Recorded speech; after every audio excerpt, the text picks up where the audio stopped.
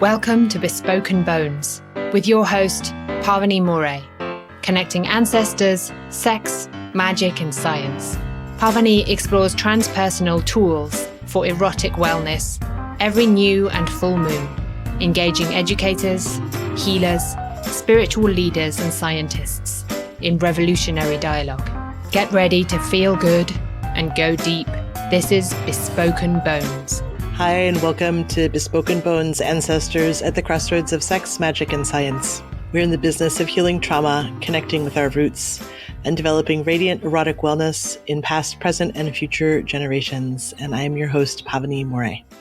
And today, it's a pleasure to introduce you to Lou Florez. Lou is an internationally known spirit worker, medicine maker, priest, activist, and artist who has studied with indigenous communities and elders throughout the globe. Lou grounds his teachings and practices in the idea that connectedness to ourselves and our physical, emotional, spiritual, and environmental landscapes is a fundamental necessity for any long-lasting change to occur. And he holds that through creating these living dynamic relationships, we become conscious of the inherent power available to us in every second of our lives. In 2015, Lou traveled to Ile-Ife, Nigeria, to undergo the Itifa, am I saying that right? Yes, Itifa initiation, which crowned him as Awo, full initiate of Ifa and high priest in training. In 2008, Lou was confirmed as an Olorisha and priest of Shango under Iya. Can you say it? Ifalade. Great, thank you. And following the mandates of his Idolagun, Lou has received tutelary initiations to various Orisha and is a senior priest to the Ile. Lou is also a graduate of Catherine Ironwood's Hoodoo Rootwork Correspondence Course and is a member of the Association of Independent Readers and Rootworkers, a gathering of professional practitioners of African American folk magic, hoodoo, conjure, and rootwork who provide psychic readings and spiritual root doctoring. And at the tender age of 17, Lou joined the House of Light, a Neo-Egyptian Kemetic pagan coven led by the presiding priestesses Mariah Prosper and Sharon Varner. And he completed his studies in 2007 and continues to circle with the coven. And if you'd like to learn more about Lou's work, you can go to his website, which is www.louflorez.com. I'll spell it. It's LOUFLOREZ.com. Hi, Lou. Welcome. Hi. Thank you for having me on today. So since we're going to be talking a lot about decolonizing our relationships with our ancestors, talk to me a little bit about how you experience ancestral work and practices as colonized. Thank you for that question. And this is something that I have grown in terms of my own practice, in terms of seeing some colonized architecture and even the lens that I was originally looking at ancestral work through. And by that, I mean this type of displacement where the ancestors are not part of my body or part of my everyday engagement with life or life experience, and that somehow there's this otherworldliness, there's this quote unquote heaven. And not that the traditions that I practice don't have an ancestral space or a place where we all, kind of go back into, but that looks very different from the Judeo-Christian mindset, and that unpacking the ways that we view and talk and language ancestral work is pivotal to the way that I work in the world, and in some ways that I'm kind of educating people on. So it's like you're kind of saying that the ancestors is relegated to heaven, like those who came before us is relegated to some heaven distant from us. Yeah, exactly. And displaced from our bodies, from accessibility to them, like almost in the same way that you would see, needing an intermediary figure in terms of like the Judeo-Christian type of architecture. Like there's still that connotation and that lens that's being recast, in neo-paganism, and even in some of the traditions, like, some of the Afro-Caribbean traditions that I've seen in terms of the way that more like the language that's used.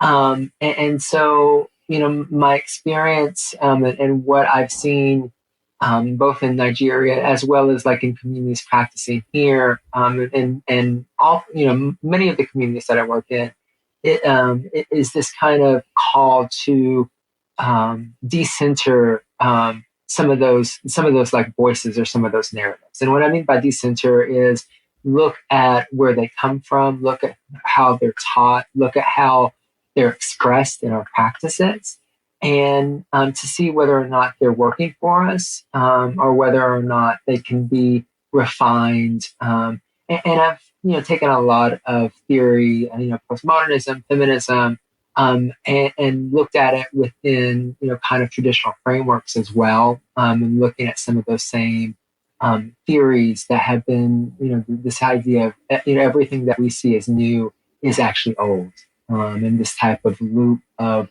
iterations of the same thematics, if that makes sense. And so a lot of my work has been about what is the actual language that our ancestors used to talk about these things. How do we kind of not try and step back or ghost dance to a past version of ourselves, but looking at that as accessible in the now, and that we're speaking towards each other, that the ancestors speaking towards us and we're speaking towards them. And it's that type of call and response, if that makes sense. It totally makes sense. It's like it was a pivotal moment.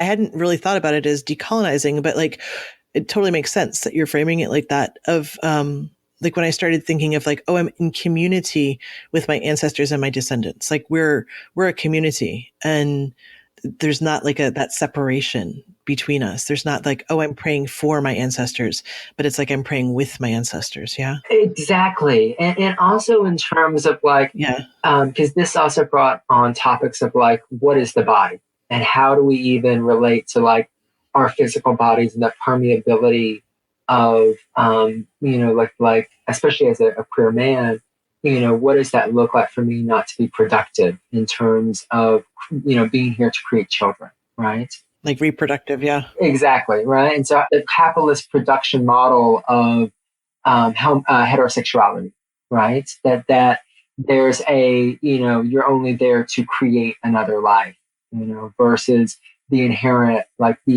nature of relationship or connectivity, right? And so, this idea of, the body not just being the physical cells, but also all the micro, the microorganisms, all the non-human, spiritual, divinities, all the environmental focuses that are constantly permeating the idea of self.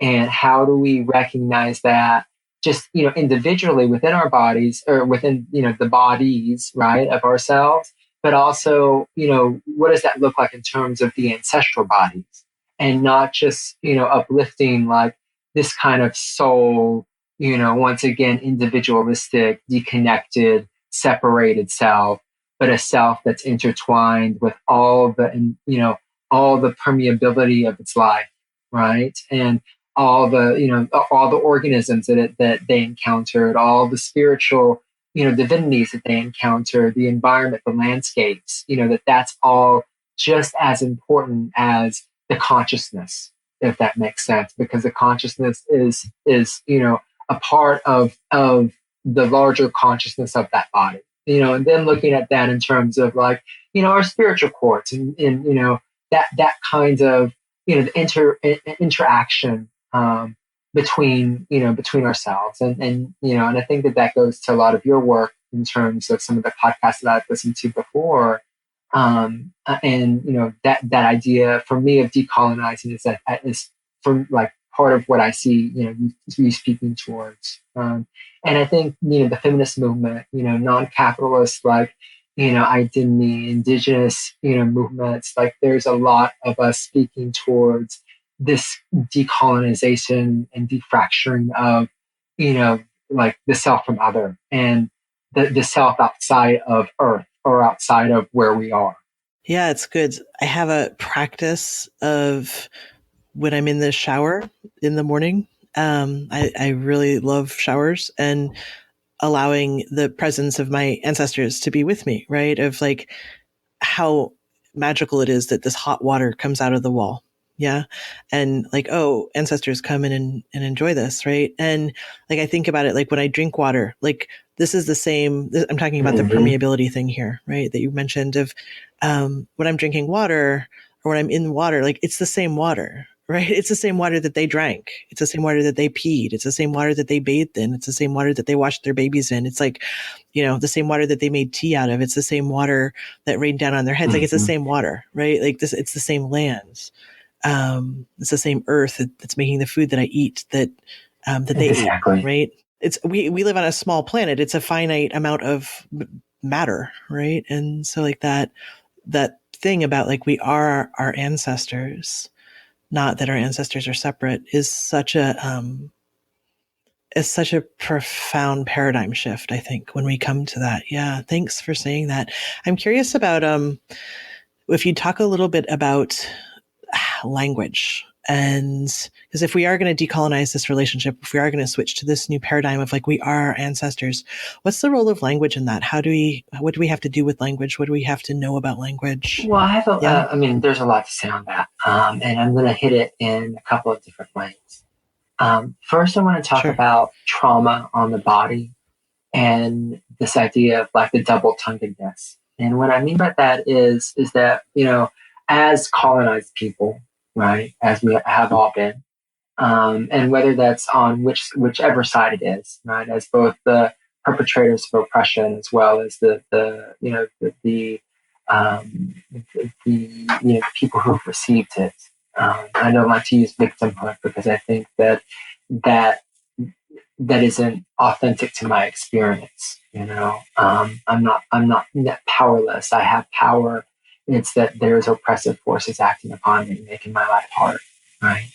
And so where I'm going with that is that as colonized people, we have all experienced such profound amounts of loss and trauma and devastation. And, whenever I think I'm a tarot card reader, and so whenever I think of like the tower, that amount of, it's a tsunami that comes in and in one wave wipes everything clean and clear. And how do you express loss and trauma when the tongue isn't actually able to come up with words that are significant enough to express that grief? And we're required to either go insane or, to grow a second tongue. And what I mean by a second tongue is a spiritual tongue, or one a spiritual tongue that's able to speak, in spirit realm, the experience that we have gone through. And I think that that's also the witch tongue, the prayer tongue, if that makes sense.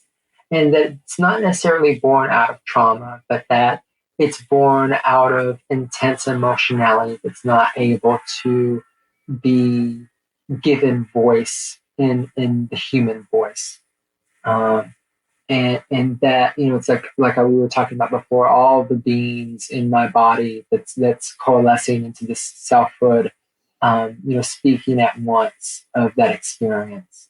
And so that's one part of the conversation in terms of languaging and talking about, ritual work and talking about spirit work and talking about ancestral work is, really tying into that second tonguedness, that double tonguedness.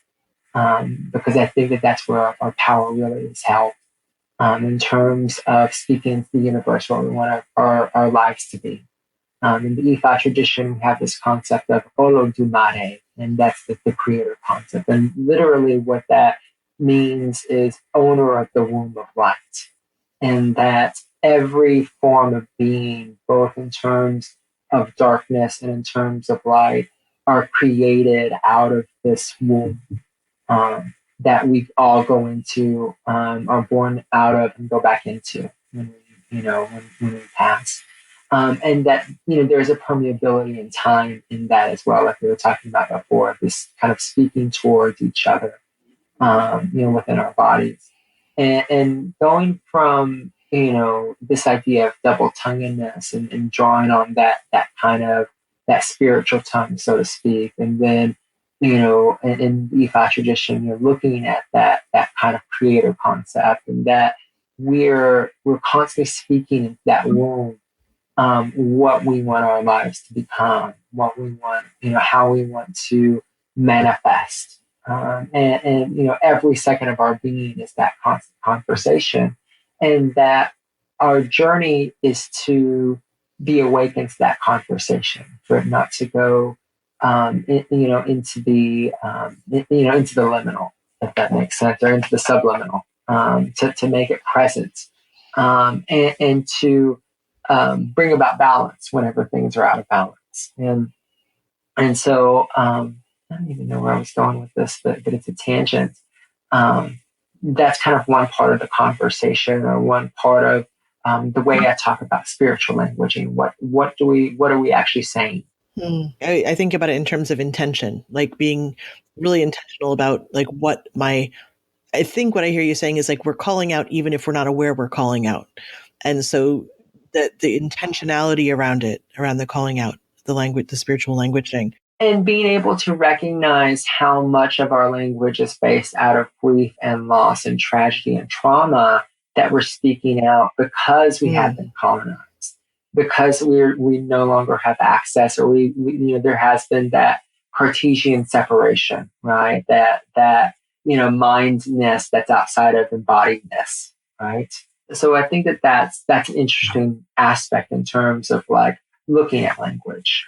And then also, even in terms of, being a New World practitioner of, witchcraft and brujeria and curanderismo and, diasporic, like African traditions, that there's a way that conquest inherently has shaded the way that we view the world.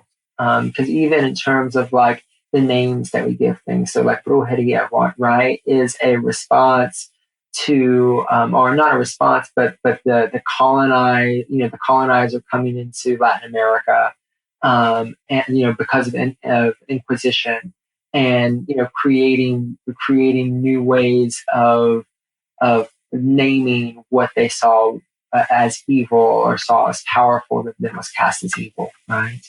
And so, even in terms of the language itself, that its etymology of it is cast through a European lens.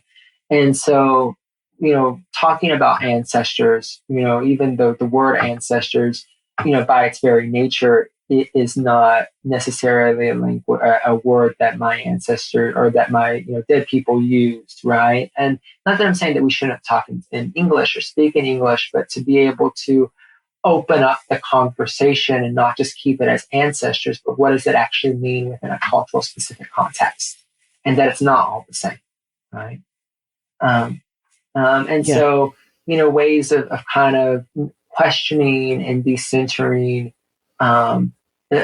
just even fundamental core concepts, and looking at how they have been changed because of patriarchy, because of capitalism, because of sexism, because of racism, ability, all that kind of stuff, to kind of once again create that distance, to create that separation. Because I think whenever we really see each other, and see that permeability in each other, that systems of oppression can't really reside there.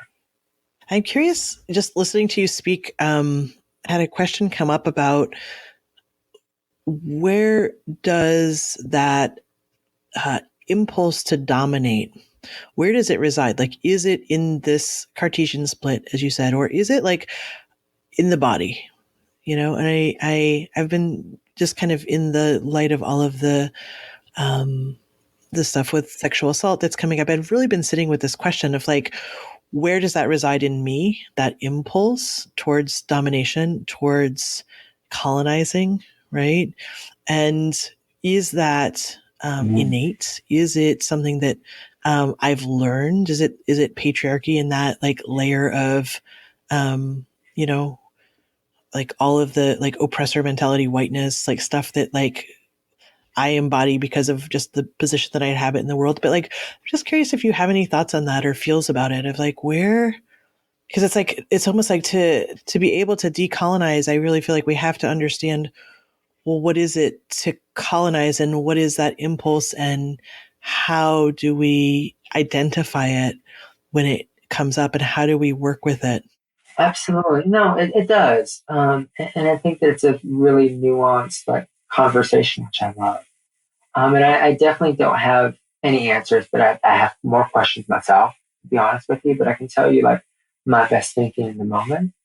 For me, I think 99.9% of everything is inherently part of culture, and that there isn't a state of nature that we have ever been in, or that we'll ever go back into because we aren't separate.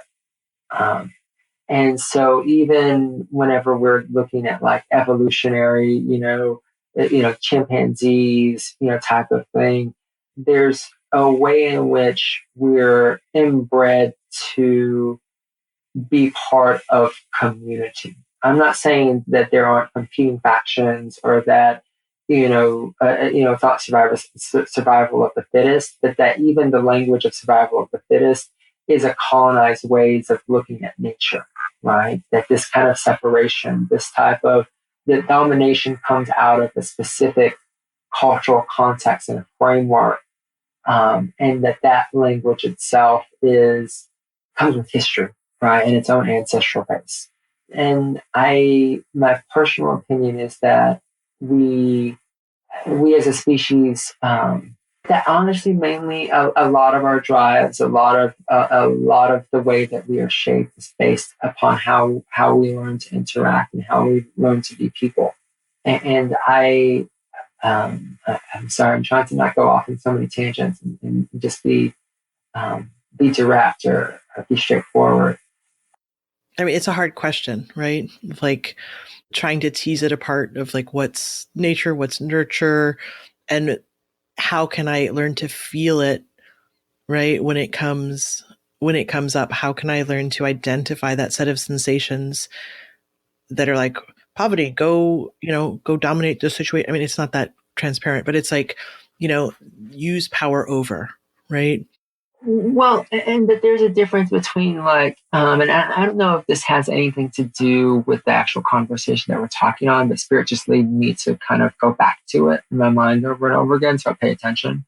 But in my undergrad, I was doing a lot of work and reading a lot of studies on the difference between anger and rage.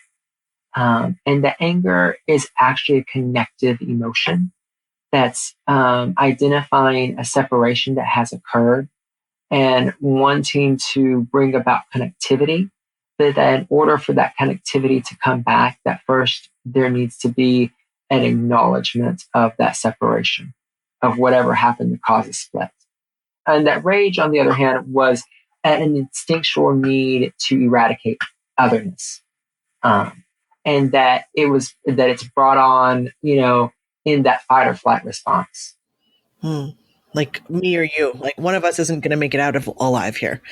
Right, exactly. Yeah. And that those two are very different beings, and that we sometimes misidentify them. And even in terms of their expressions. And so for me, domination is an unbalanced, or it is leaning towards more of that fight or flight kind of characteristic or language. But I think that there's like, for me, I need to tease out what do I mean by domination, and like what are the politics in which that like word has been used, right? And how does that affect the way that I'm even languaging when I'm experiencing in my body? Totally. Yeah. Yeah. I'm being a little facetious with it, right? I mean, it's more that like, I think it is fight response. Yeah. Of like, I have to survive by doing this thing. And like, I'm going to use my power in this way.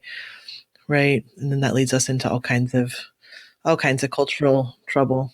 But I think that that's different from as institutions creating systems of oppression. Like, I don't Absolutely. think Yeah. that like fight or flight response does not give me the intellectual space of like, Right. figuring out how to get the most slaves in a slave ship. You know what I mean? Like, that's not where it's coming from.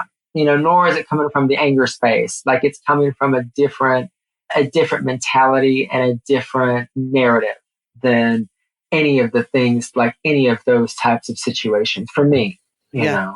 Totally. And I think it's more about a scarcity and power and authority and concentrations of power than it is out of like the need to stop that, to stop the barbarians at the gates. Yes. I want to ask you a little bit about time, because I think that it links back to this question of language and decolonizing our relationships with our ancestors. That we have this idea of, that linear time is, as we're kind of like operating it in body, is another way of distancing or separating from.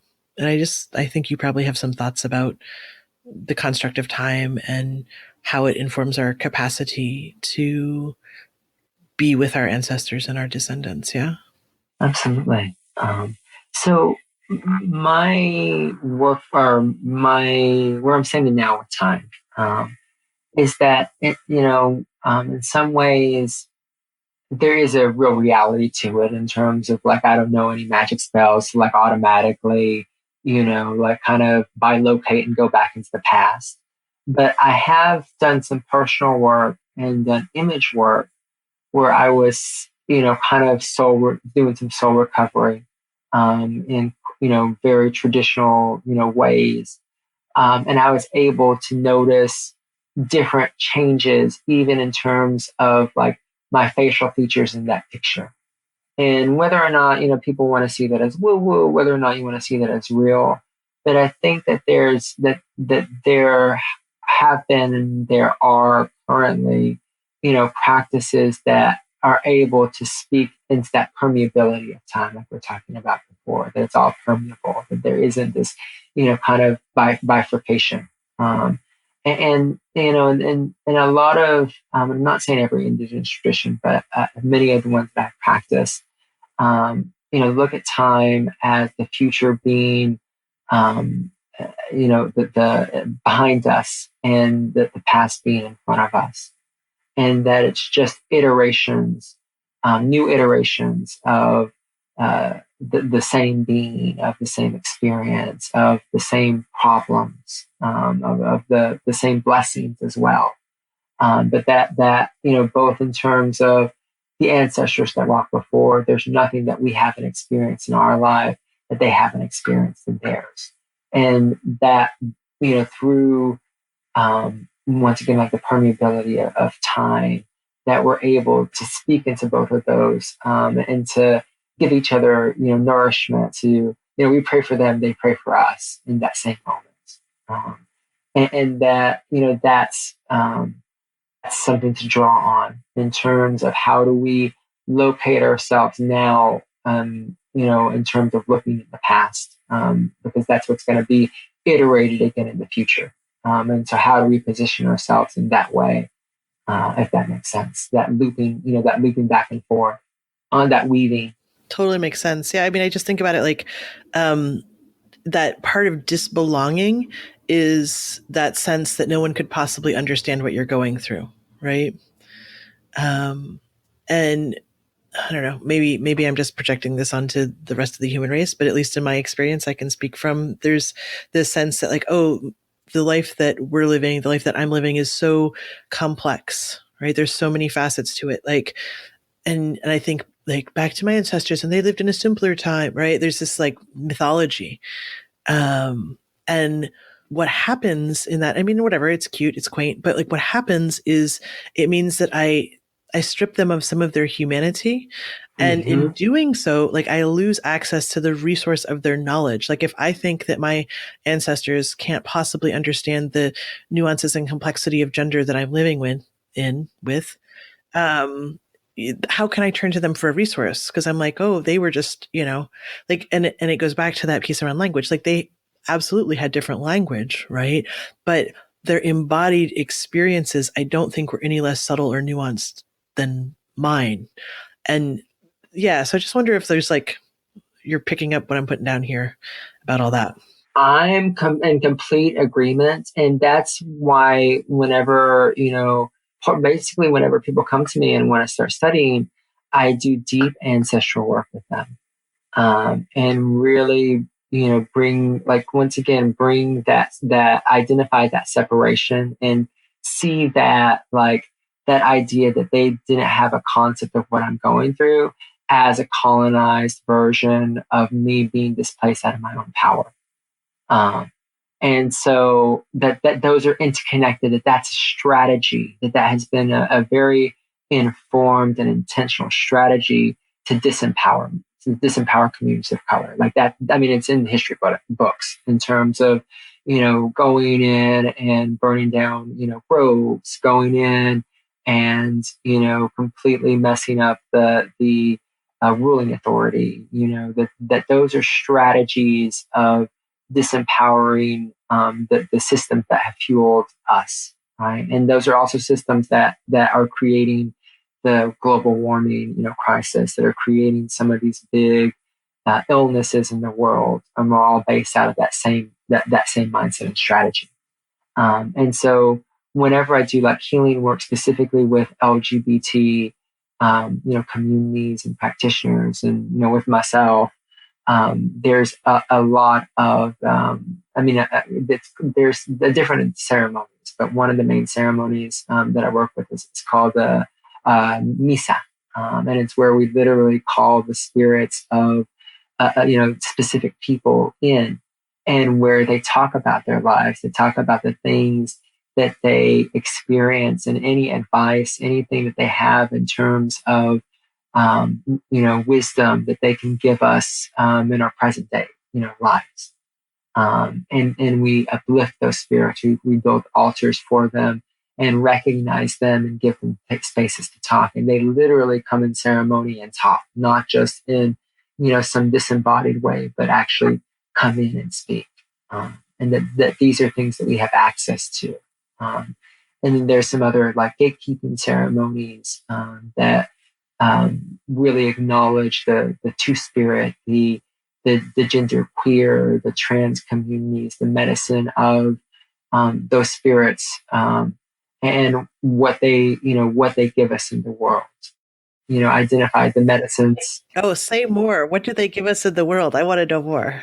Well, once again, I'm not in any way trying to universalize, and like even the idea of like indigenous thought, right? So my experience in terms of Azteca curanderismo communities in Nigeria, communities in Cuba and Puerto Rico, and even in some of the work that I've seen come out of Maladomo Some and the Dagara people in Burkina Faso, that two-spirit, transgendered, queer, gay, lesbian, genderqueer, that medicine is about being able to hold the both and, that crossroad space where spirit's able to actually come in and help inform the world. And that, part of like, for me, the genocidal, like colonized, kind of witch hunt in terms of sexuality has been about eradicating those portals in the world, so that way, there is that accessibility.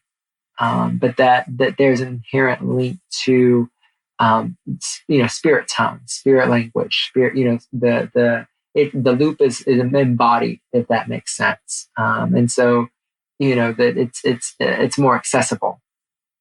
And so part of gatekeeping ceremonies is literally opening those portals up in people, and acknowledging that, and teaching how to access, right? Yeah. I mean, what I think I heard you just say is that hot queer sex is the antidote to domination and colonization. And then some, because it's not about production. I mean, honestly, like if you think about the ultimate transgression, the human, and specifically the idea of the human body only meant to produce, and so if we're connecting in other ways outside of, generative, like actual, biological generation, that is one of the most inherently anti-oppressive, anti-capitalist, feminist acts that we can do. And not that I'm saying that heterosexual love can't be that, but that is inherently part of the medicine that those actions carry, and that they can be cultivated to open up portals. Can be cultivated to open up larger dialogues between the spiritual and the material worlds. But and that those diffractions are just that they're not really diffractions. I'm totally just laughing and smiling and so happy. I'm like, yeah, kids like go have good sex as a way to fight patriarchy, right? Like, Yes, that's what's happening over here. Connect, so like and that consensual connection. Like I think that's what we've really been talking about with a lot of these movements, around sexism, is like, what does actual presence and consensuality look like between bodies and within bodies? Well, I'm curious of like how all of this relates to like, how do we center Indigenous feminisms? Because I think this is all connected to that. Yeah. Absolutely. Well, I think one of the biggest things is to realize that the world is bigger than the human narrative, and that we are just one aspect of a larger consciousness in communication, in dialogue. And that's kind of number one. B, that for me is around looking at this kind of like interaction or interactivity, and we've hit it before, but that's kind of some of the languaging.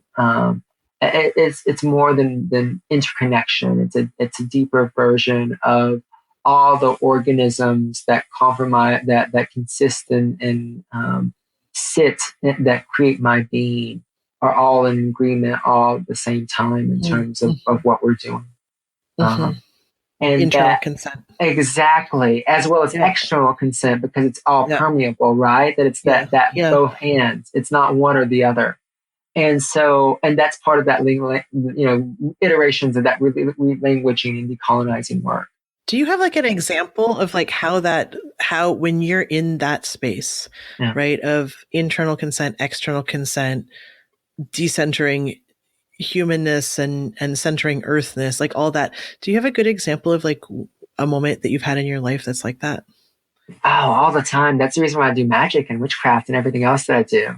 Like the ritual moments are those moments for me. And not that it's only in ritual, but I think that that's where, for me, I'm able to recognize the conversations that are already happening, but that I'm not fully aware of, because I'm, being, working, and I'm doing everything else that's on my plate. And so, like what that feels like for me, is the way that I feel about grace, or the way that I've seen God. I think my first experience was like a real tiny, I think I was 5 years old. And I remember, playing in the schoolyard, and a ball, rolled into the middle of the trees, and I went to go fetch the ball. And as I was grabbing it and looking up, I just felt ecstasy. I felt that moment where time stops still and everything just speaks all at once. And then, of course, it went away, within the next second. But, I think that those are the moments where I feel, where I'm fully my beingness.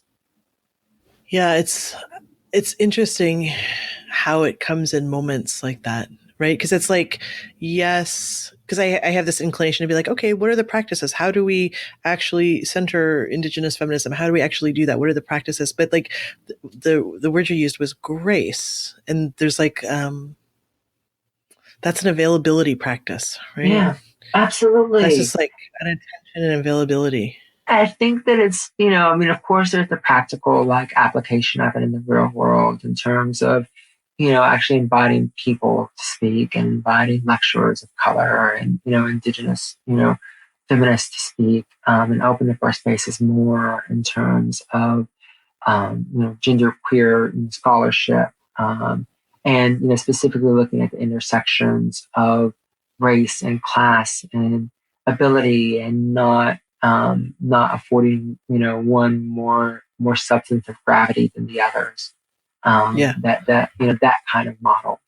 But at the same time, in terms of like spiritual praxis, um, you know, uh, cultivating grace, cultivating moments where, because one of the things that I lead people in terms of ancestral work.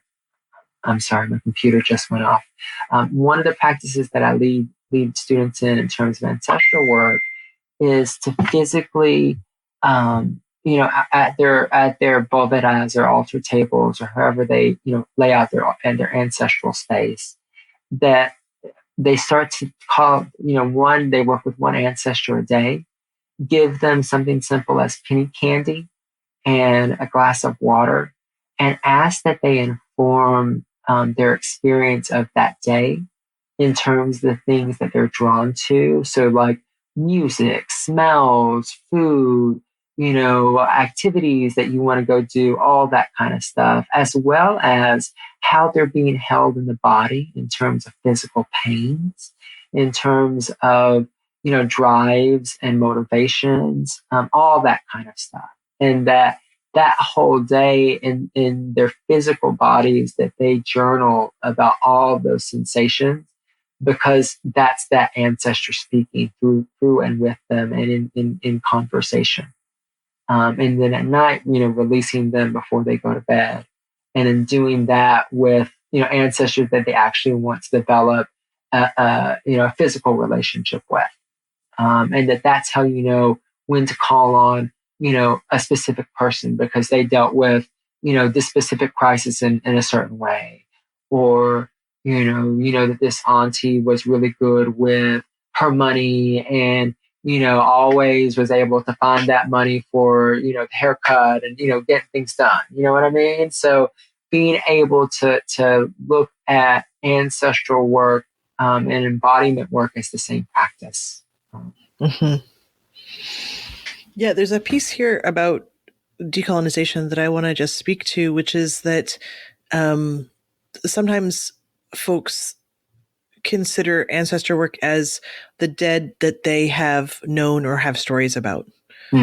Right. And that in how I hold it, that it's a much wider frame, right? That that there's many, many, many thousands of beings who existed and fucked and procreated, and those who didn't, and those who are there in service to who never had kids, right? Yeah. Like that there's this huge ancestral body that is my body, right? That it's not just, so it's like a yes and, it's like calling on the ones who had the skill sets that I know, but also like being willing to be surprised by who is in my ancestry, right? Absolutely. Like, yeah. Absolutely. And also all the beings that it took to just create that one specific being on the face of the earth. Like all the freaking microorganisms, all the non-human, agents out there in the world, all the humans that taught that, that were part of, feeding and clothing and developing, the cultural framework for which that person came out of is huge, and that's itself, like all the way that we look at that is very permeable. It's not this black and white type of, situation, Yeah. And, that's just, with one person, much less if you want to talk about the ancestors, 10, 15 generations that are unnamed and, we don't even know about, and, them starting to show themselves, and be remembered in our bodies. Mm-hmm. You use this phrase, and I love it, the ancestral call towards liberation. Mm. And I just want to ask you, like, personally, how does that live in you? The ancestral call towards liberation.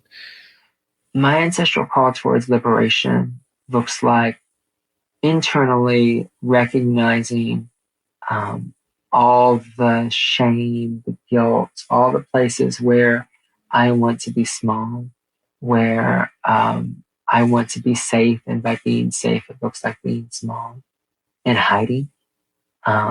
Also, those calls towards being bigger, towards loving more, towards being more integrated in community. That all those desires that I have within my body are forms of ancestral calls, and that it's up to me internally to look at the pilgrimage of where I want to go. Um, and I think all of us have different, that we all are companions on the road, and we all might have similar destinations, but it's not necessarily the same in terms of lessons that we're here to learn.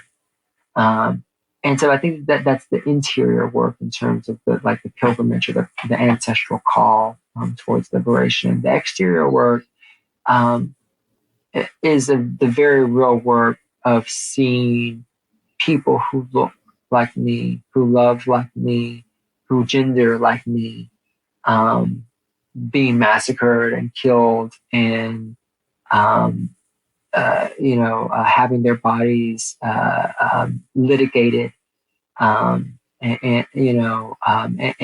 really being able to identify that isn't separate from my experience of the world, that is as much of a voice in my environment, even if I'm unaware of it, as everything that I'm doing, right now.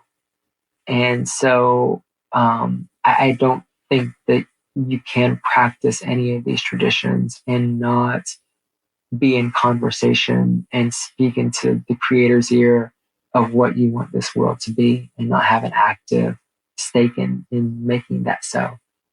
And that, there's once again that idea of possibilities and iterations of the same. And so what iteration are we going to call on and manifest now? And how are we reforming it? Yeah, thank you. I appreciate the listening, embodied listening to those calls for liberation. And, in my experience, sometimes they're quiet, and they're also completely insistent and won't leave us alone. It takes a lot. You have to do a lot of work to numb out to those, Hence addiction related issues. You know what I mean? Like, Yes, that's the reason why we exactly. have heroin and cocaine and I know. seriously, I'm with you. Yeah, exactly. Yeah. Lou, I want to just offer you the chance to take a moment to connect with your wise ones and just see if there's anything, any medicine that they want to have you bring through other than what's already happened. So one thing that I would just like to offer the audience, and this is a very tangible practice, and one of the big herbal allies that I use in decolonizing work, and this is going to sound crazy, it's something that most of us have in our backyards growing, rose. And rose is really beautiful in terms of softening, and making us more permeable to all these conversations that we're talking about, and the relanguaging, and really bringing down the inflammation, and the heat, the spiritual heat, that causes us to put up our defenses, that causes us to go towards addictions, that causes us to want to separate, right? And so, doing rose baths, doing rose hips teas, anything to do with rose, even Bach flower remedies. Um, Rose is a huge decolonizing plant, and I can't speak of its properties enough. Um, in this work. Is this your grandma's talking? Yeah, absolutely. And honestly, That's great. I mean, my last name is Florez, Flowers. So, Yeah. a lot of the medicine that I carry, works in the flower, essences, the flower medicine. And I think that's also part of the queer medicine as well. How do we soften? How do we transgress? Transgress the boundaries that we put up because of protection, and know that we're held, really held. Rose is both protective and soft. Oh, absolutely. I mean, a charm that I have people think about or do, the protective way is that they, envision a big patch of roses encircling them with the thorns extending out, to the exterior world and the blooms coming in. And literally, saying to their ancestors that whatever negativity, witchcraft, malevolent energies, whether intentional or unintentional, that are being sent my way or I'm experiencing, that they be pierced by the thorns and become the fertilizer for my bloom to become sweeter. It's beautiful. Yeah, I my grandmothers are always on me about the roses too. So it's so sweet to have you bring that in. I think it's cross tradition, it's really, there's some cross tradition. There's a way where that energy, and I think even in terms of looking at what it does, there's a way where it gets relegated to a very simplistic form of itself. Yeah, thank you.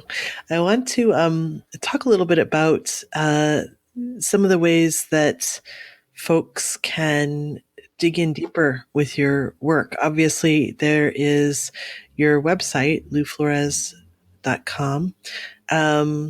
And you and I are actually going to be at an event together on October 28th, which is the Modern Witches Confluence. Do you want to say anything about that? I'm really excited to be there. I'm going to be facilitating some of the opening ceremonies and helping create the ancestral altars and be a facilitator for people who want to leave little small offerings or things for their dead and to remember them in space. I'm also going to be reading there and doing some ancestral readings, channeling. So that's some of the services that I'm going to physically be doing there. And then, I'm also going to be part of the panel that you mentioned and spoke towards. And I think that that's some really great, a lot of great minds talking towards this kind of permeability of ancestry that we've been speaking to today. So I'm really excited about that. I also just recently founded a new collaborative effort called Water Has No Enemy. And it's a group of healers, specifically Black, Latinx, people of color, as well as allies in the work who are working in Indigenous and Orisha-centered kind of spiritualities and doing some collaborative events, festivals, healing, services throughout this next year. And then, is there a website for that? Oh, it's going to be Water Has No Enemy, but it's in construction right now. And then just in terms of spiritual upliftment services, like I was saying, that there are certain rituals, certain teachings that I do for people who want to get more involved with being mediums, with opening up in terms of channeling work, as well as as listening to what the ancestors are physically wanting to say to them. And so they can, email me at louflorez@gmail.com. And so those are the things that are happening right now. Oh, and then the final thing is I'm doing a collaborative teaching with a great friend, Napa Quetzali. And she and I are teaching out of the Scarlet Sage, and we're doing a Brujeria Toolkit series over this next 5 weeks. And then we're going to be offering that in the spring as well. So if you want to look on the Scarlet Sage's website for more information, you'll see a listing of events. Great. That sounds really fun. So the Scarlet Sage is hosting that event. Water Has No Enemy has a website that's coming. Your website, people can find out about ancestral readings and elevation services and just be in contact with you. And then we can also come and hang out with you at the Modern Witches Confluence, which is happening on Sunday, October 28th in San Francisco. Yes. Yeah, cool. Lou, thank you so much. Such a lovely, fun afternoon with you and getting to talk about all of these things. Really appreciating your time and also all the work that you've done to get to where you are and that you offer so joyously and freely. Really appreciate it. Thank you. I'm in great thanks for you as well and for opening up the space for us to have this conversation. And I am in gratitude to all the ancestors who showed up to create this space and all the intentions that we've held. And thank you so much again. And thanks, folks, for listening. We're so glad to have your ear for this hour. We don't take it for granted, and happy to hear about how this episode landed for you. So be in touch. Love to hear how it's moving through you, what you noticed in your body, your own double tongue, what else your soul is calling out for. And you can learn more about the ancestral and erotic wellness work that I offer at trancestralhealing.com. I am Pavini Moray, and this is Bespoken Bones, and I'll be back every new and full moon with more embodied wisdom and ancestral goodness.